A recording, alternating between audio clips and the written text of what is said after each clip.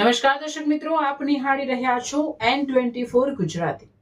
તો નજર કરીશું આજના મહત્વના સમાચાર પર। વડોદરા એક્સપ્રેસ વે પર એલસીબીનો મોટો સપાટો 1.9 કરોડનો મુદ્દામાલ જપ્ત। દિલ્હી મુંબઈ એક્સપ્રેસ હાઈવે પર કન્ટેનરમાં છુપાવેલ 94 લાખનો વિદેશી દારૂ ઝડપાયો। રાજસ્થાનની ચાલકની ધરપકડ।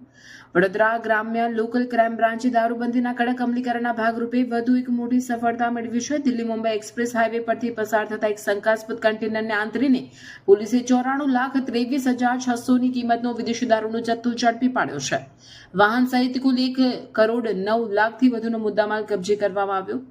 એલસીબી પીએસઆઈ એમપી ચૌહાણ અને તેમની ટીમને દેવરાજસિંહ અને સિદ્ધરાજસિંહ સહિતના જવાનો વડોદરા તાલુકા વિસ્તારમાં પેટ્રોલિંગમાં હતા। તે દરમિયાન બાતમી મળી હતી કે ભરૂચ તરફથી કન્ટેનર નંબર RJ05GB 2930 દારૂ ભરીને વડોદરા તરફ આવી રહ્યું છે। બાતમીના આધારે લક્ષ્મીપુરા ગામ પાસે એક્સપ્રેસ હાઈવે પર વોચ ગોઠવી પોલીસે કન્ટેનરને રોક્યું હતું। તપાસ કરતા અંદરથી વિદેશી દારૂની 710 પેટીઓ મળી આવી હતી। પકડાયેલ વિગત મુજબ ધરપકડમાં ગોકલા રામ પદ્મા રામ જાટ રહેવાસી બાડમેર રાજસ્થાન। દારૂની કિંમત 94,23,600, કન્ટેનરની કિંમત 15 લાખ અને કુલ મુદ્દામાલ 1,09,29,600।